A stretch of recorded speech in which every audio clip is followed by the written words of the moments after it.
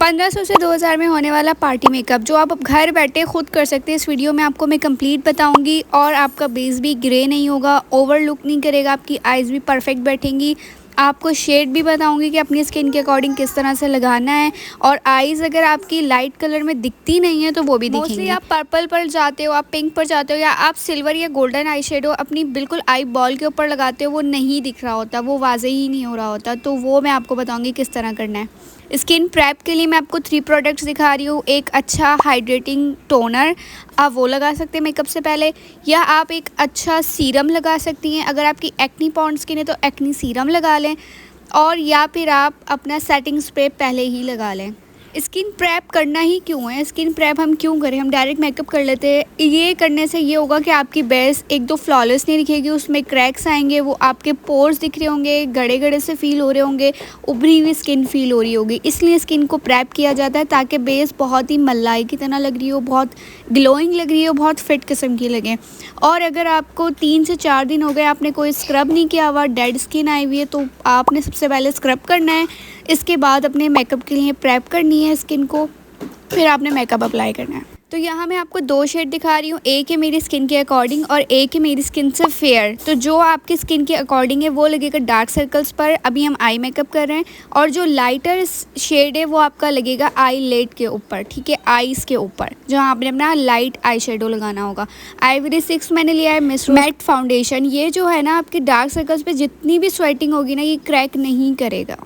आपका कहीं भी डार्क एरिया, डार्क सर्कल पे, माउथ की साइड या कहीं भी हो रहा है, कहीं डार्क स्पॉट्स भी है, तो वहाँ पर ऑरेंजी शेड या फिर आपकी स्किन से थोड़ा सा डार्कर शेड को लगाया जाता है ताकि वो उसके साथ मैच हो जाए। उसके ऊपर आप फिर फेयर शेड में लगाते हैं फाउंडेशन या कंसीलर, तो वो अच्छे से हाइड हो जाते हैं और आपकी जो स्किन है वो ग्रे नहीं लग रही होती। अगर आप डायरेक्टली अपनी डार्क एरिया पे फेयर फाउंडेशन या फेयर कंसीलर लगाते हैं तो वो ग्रे पड़ जाता है, वो डार्क हो रहा होता है, आपकी स्किन बहुत ओवर लुक और बहुत चीप लुक दे रही होती है। अब मैं लगा रही हूँ मिस रोज़ का फेयर शेड है कंसीलर का, और ये बहुत थिक सा है। ये मैंने लगाना है अपनी आईज़ के ऊपर ताकि मैं जो भी लाइट कलर अप्लाई करूँ तो वो पॉप आउट हो, वो नज़र आ रहा हो। इसलिए वाइट शेड या फिर फेयर शेड को यूज़ किया जाता है। आपने काशीज़ के अगर मेकअप ट्यूटोरियल्स देखे होंगे तो आपको आइडिया हो गया होगा कि मैं आपको समझाना क्या चाह रही हूँ।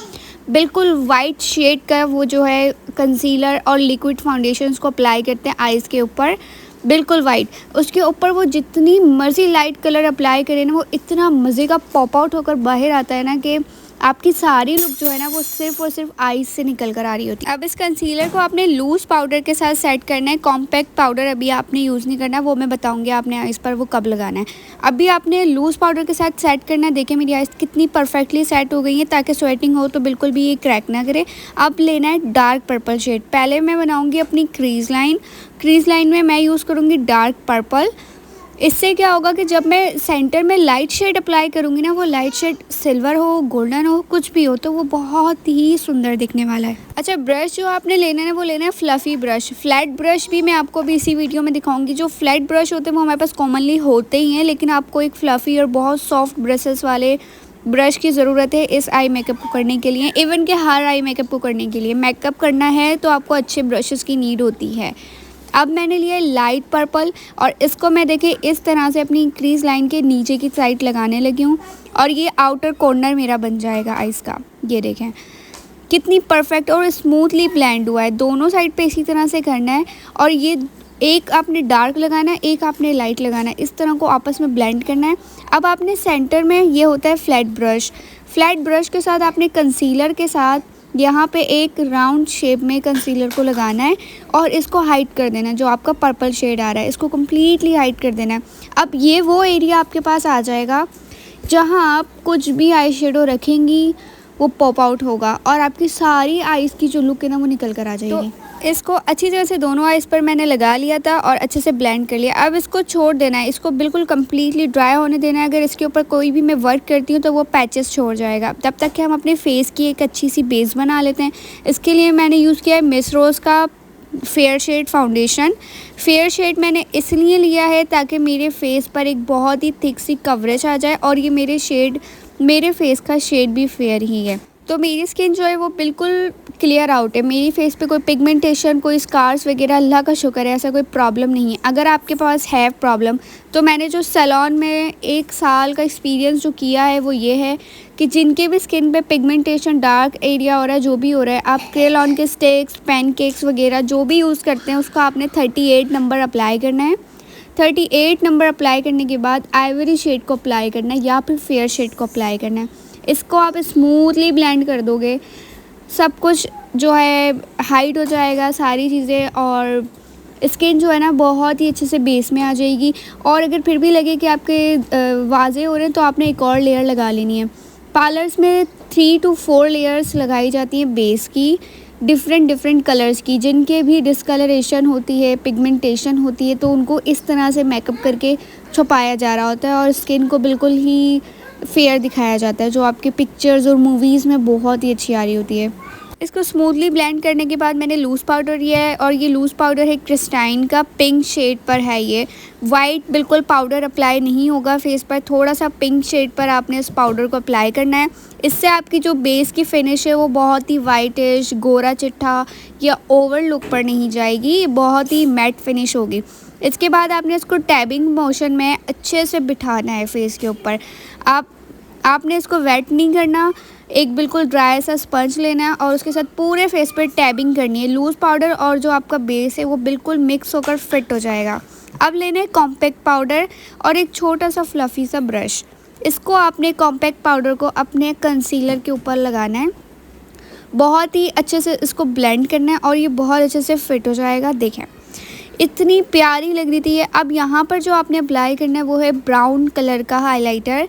ब्राउन कलर का हाइलाइटर अप्लाई करने से आईज़ की ना ओवर लुक जो निकल कर आती है बहुत ही हसीन आती है। और सेंटर में आपकी मैं मर्ज़ी कहती हूँ कि आप अपनी मर्ज़ी से जो चाहें ग्लिटर लगाएं, जो मर्ज़ी ग्लिटर लगाएं, वो बहुत अच्छा लगने वाला है। आपने पिंक ड्रेस पहना है, आप पिंक लगा लें। आपने गोल्डन काम वाला पहना हुआ है ड्रेस, तो आप गोल्डन लगा लें। ये सारे शिमर शेड होते हैं, इनमें से आपने लगाना है। इनकी पिगमेंट आप देखिए कितनी अच्छी है। ये पैलेट भी मिस रोज़ की थी। इसको आपने टैबिंग मोशन में अप्लाई करना है, और ये जो आपकी कंसीलर वाली बेस बनी हुई है ना, इसके ऊपर आप कुछ भी अप्लाई करेंगे वो बिल्कुल अच्छे से अप्लाई होगा। और मेरे हाथ में पता नहीं कहाँ से लिपस्टिक लग गई थी जो मेरे फेस पर लग गई। इसको मैंने ज़रा से टिश्यू से हटाकर अपने फाउंडेशन वाला ब्रश को लगाया था, तो ये वहीं के वहीं फ़िक्स हो गई। मोस्टली पार्लर्स में यूज़ होने वाला मस्कारा, अफोर्डेबल और बहुत थिक सा लॉन्ग लास्टिंग में बोब का मस्कारा है, जो आजकल बड़ा इन हुआ है। हर पार्लर में ये मस्कारा मैंने देखा है पार्टी मेकअप में करते हुए। मस्कारा ये बहुत अच्छा है, ये आपकी वॉल्यूम भी देता है, लेंथ भी देता है और लॉन्ग लास्टिंग भी होता है। जल्दी उतरता नहीं है कि आपको स्वेटिंग हो रही हो या आप रो रहे हो तो वो उतर जाए, ऐसा नहीं है। अब देखें मैंने यहाँ पर लगाया है जेली टिंट। आप इसकी जगह पीच कलर का ब्लश लेंगी और उसको अपने चिक्स पर कॉन्टोर करेंगी, ताकि जो आपका फेस है ना वो बहुत लिफ्टेड लुक में आना शुरू है। और फिर जो आपने चिक्स पर अप्लाई करना है वो होगा पिंक ब्लश, बिल्कुल पिंक ब्लश। पिंक ब्लश को आपने चीक्स पर लगाना है, हल्का सा नोज़ पर लगाना है। इस तरह करने से ना आपकी जो लुक है ना वो बहुत ही प्यारी सी आती है और फेयर टोन में जा रही होती है। अगर मैं ब्राउन कलर से वो करती हूँ, कॉन्टोर करती हूँ, तो थोड़ी देर बाद मुझे ऐसी फील आती है कि मेरा पूरा फेस ब्राउन और पूरा ब्राउन्ज़र हुआ फील हो रहा है। नहीं, थोड़ा सा फेयर टोन में रखने के लिए आपने पीच को यूज़ करना है अपने फेस को कंटूर करने के लिए। ये है सॉफ्ट ग्लैम मेकअप, जो आपको 1500 से 2000 में हर पार्लर में किया हुआ मिलेगा, और इसको आप पार्टी मेकअप भी कह सकते हैं। और ये बहुत ही अच्छा सा ग्लैम लुक दे रहा है। आप देख सकते हो कितनी प्यारी लुक आ रही है। जबकि मैंने अभी लाइनर और लैशेस नहीं लगाई हैं। लाइनर मैंने बहुत बारीक सा लगाना है। जब तक कि मेरे ग्लिटर सेट हो रहे थे तो फिर मैंने इसमें जो है ग्लू लगा ली है लैशेस में, और इनको मैंने बिल्कुल लास्ट में जो है वो अप्लाई कर लेना है। अप्लाई करके इनको 20 सेकंड्स के लिए छोड़ देना है। ये अच्छे से स्टिक हो जाएंगी। और लैशेस जो अच्छी ग्लू आजकल है वो है एसटी की। तो लैशेस लगाना ना कोई इतना मुश्किल बात नहीं है। और जो अगर आप चाहते हैं ना कि मेकअप की कंप्लीट लुक आए तो वो लैशेस से आएगी। अगर आपको ट्यूटोरियल चाहिए तो आप मुझे कमेंट करना है, मैं आपको डिटेल से बताऊंगी कि मैंने किस तरह से सीखी है खुद से लगानी, क्योंकि मुझे भी बहुत डर लगता था और लगती ही नहीं थी। अब आप ये लुक देखें कितनी हसीन निकल कर आ रही है। अगर आप चाहें तो उस पर थिक लाइनर भी अप्लाई कर सकते हैं, विंग लाइनर भी लगा सकते हैं। और मुझे स्वेटिंग होना भी स्टार्ट हो गई थी, लेकिन मेरा मेकअप कहीं नहीं जाना, कहीं क्रैक नहीं करेगा और बहुत हसीन लग रहा था। अब मैंने इसमें ज्वेलरी वेयर करनी है, अपना ड्रेस वेयर करना है और बहुत ही हसीन मेकअप ये लगना है। आप कहीं भी जाएंगे आपको कॉम्प्लीमेंट आएगा ही आएगा कि आपने पार्लर से मेकअप करवाया है, आप कहाँ गई थी तैयार होने।